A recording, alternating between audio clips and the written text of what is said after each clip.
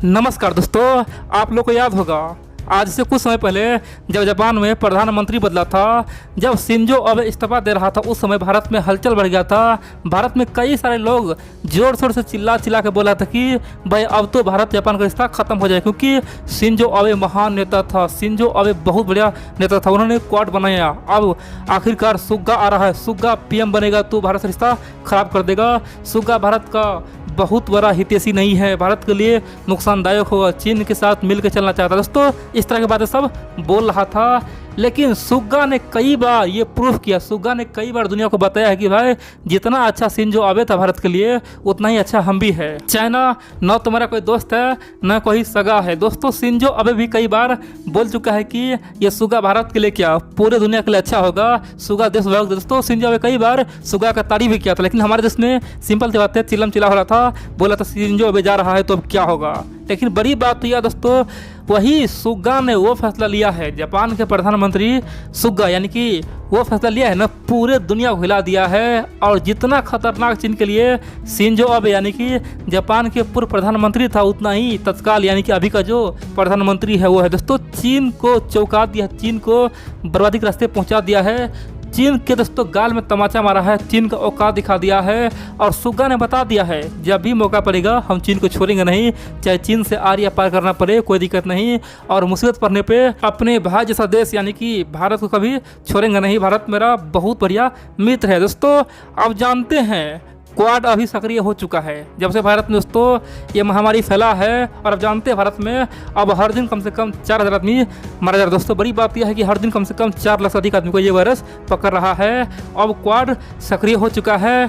बड़ी बात यह है कि ऑस्ट्रेलिया अब तक भारत को 256 वेंटिलेटर दे चुका है। इतना ही नहीं, 43 ऑक्सीजन कंसंट्रेटर दोस्तों अभी तक ऑस्ट्रेलिया दे चुका है। इतना ही नहीं, ऑस्ट्रेलिया ने ओपनली दोस्तों एक बहुत बड़ा कोविड-19 का जो दोस्तों क्राइसिस है ना, उसके लिए एक अपील खासतौर पे पूरी दुनिया किया है, एक मुहिम शुरू किया है खासतौर पे यूनिसेफ के द्वारा। और ऑस्ट्रेलिया ने साफ तौर पर कहा कि जितना फंड दुनिया से मिलेगा वो सब हम भारत को देंगे, भारत के लिए हम दुनिया के सामने में हाथ फैला रहे हैं, मुहिम शुरू किए हुए हैं, सब भारत को बचाए। दोस्तों ऑस्ट्रेलिया बहुत बड़ा कांड ऑलरेडी कर चुका है भारत के लिए और चाइना को दिखा चुका है।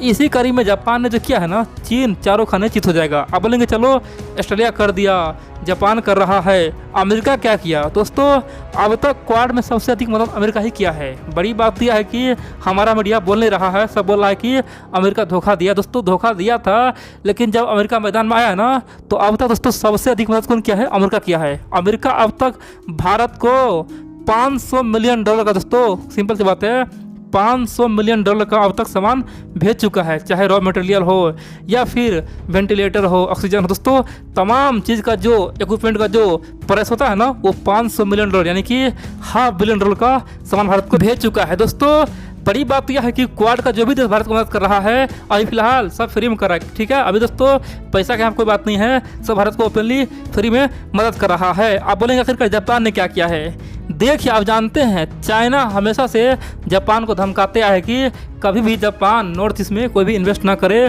कभी वहाँ पे ऑफर ना दे, कभी किसी को दान ना दे।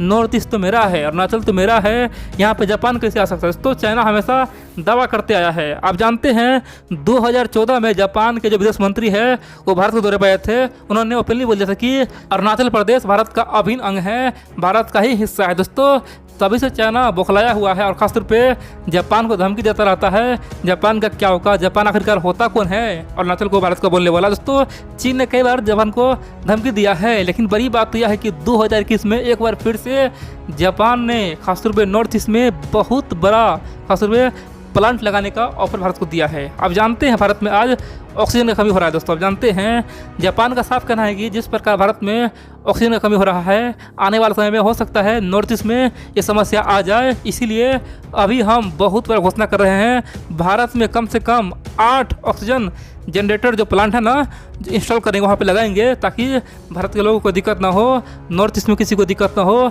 तमाम अस्पतालों में ऑक्सीजन मिल सके। दोस्तों जापान ने बहुत बड़ा फैसला लिया है और खासतौर पे चीन का औकात यहाँ पे दिखा दिया है। और बड़ी बात तो यह है कि यहाँ पे चाइना अभी तक कुछ बोल भी नहीं पाया है। आप बोलेंगे ऐसा क्यों है, जो चाइना बार बार जापान को बोलता था। इतना ही नहीं, हाल ही में दोस्तों आप जानते हैं ना, शिंजो अबे 2020 में अनाउंस किया था कि हम भारत का दौरा करेंगे और खासतौर पे नॉर्थ ईस्ट में बहुत सारे रकम वहाँ पे खासतौर पे इन्वेस्ट करेंगे, कम से कम 2-3 बिलियन डॉलर का वहाँ पे इन्वेस्ट करेंगे। दोस्तों हाल ही की बात है जब नॉर्थ ईस्ट में खासतौर पे जापान के पीएम आने वाले थे, लेकिन उस समय आप जानते हैं भारत में CAA दोस्तों बिल पारित हो गया और उस समय भारत में आंदोलन हो गया, नॉर्थ ईस्ट में दोस्तों जगह जगह हिंसा हो गया और इसीलिए जापान के पीएम आने से मना कर दिया था, वहाँ पे दौरा रद्द हो गया था और भारत में कोई इन्वेस्ट नहीं हुआ था।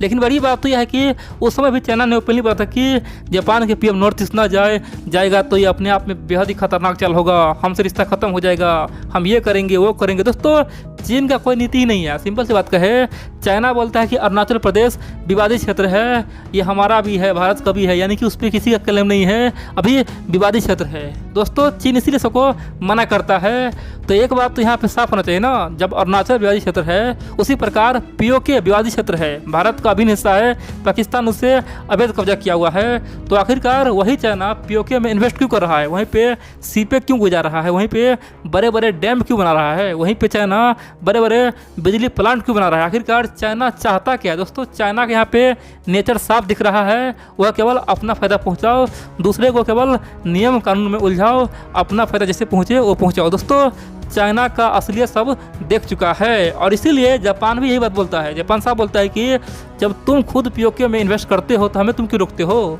हमें जहाँ मन वहाँ करेंगे और तुम्हारा क्या हैसियत, भारत का ये अरुणाचल प्रदेश है वहाँ पे इन्वेस्ट करते रहेंगे। दोस्तों जापान ने कई मौके पे खासतौर अरुणाचल को भारत का हिस्सा माना है, क्योंकि जापान भी चीन से परेशान है। आप जानते हैं जिस प्रकार से भारत के हिस्सा पर चीन कब्जा करना चाहता है, लद्दाख हो गया दोस्तों, सिक्किम हो गया, अरुणाचल हो गया, उसी प्रकार जापान का भी कई सारा समुद्री इलाका है, कई सारे टापू है जिसपे चीन का नज़र आज से नहीं दोस्तों कई सालों से है। चीन कहता है कि वर्ल्ड वार 2 से पहले ये तमाम सोच नसीब मेरा था, लेकिन वर्ल्ड वार 2 के बाद ये यून बन गया और उसके बाद सब चीज़ खत्म हो गया, हमारा बहुत सारे टापू जापान के पास है, ताइवान के पास है, फिलीपींस के पास है, सोच नसीब मेरा है, सबको हम छीनेंगे। और दोस्तों हमेशा इसीलिए जापान और चाइना के बीच में आमने सामने टक्कर रहता है। तो जापान को पता है चाइना जो बोल रहा है ना अरुणाचल पे वो बेहद ही बकवास है, उसका फिलोसफी बेहद ही खत्म है और इसीलिए जापान चीन को चिढ़ाने के लिए हमेशा अरुणाचल में नॉर्थ ईस्ट में कई बार इन्वेस्ट कर चुका है और चीन को बता चुका है कि तुम्हें जो करना करे हम तो वहाँ पर इन्वेस्ट करेंगे ही।